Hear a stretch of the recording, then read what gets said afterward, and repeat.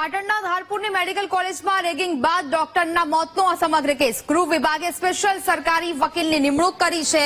વિજય બારોટની special સરકારી વકીલ તરીકે નિમણૂક કરવામાં આવી છે।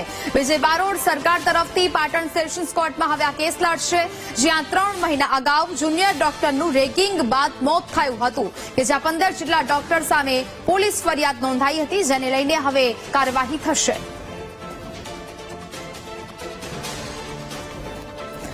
સંવાદદાતા સુધીર ફોન લાઈન પર જોડાયા છે। સુધીર, પાટણના ધારપુરની મેડિકલ કોલેજમાં રેગિંગ બાદ હવે ડોક્ટરના મોતનો આ કેસ છે, તેમાં હવે સરકારી વકીલની નિમણૂક કરવામાં આવી છે, શું અપડેટ?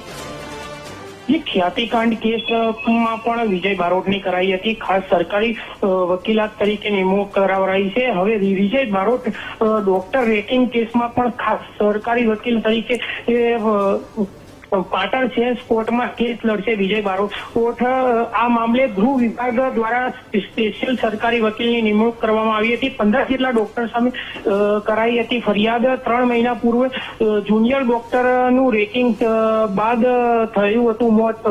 જી બિલકુલ, જાણકારી બદલ આપનો આભાર।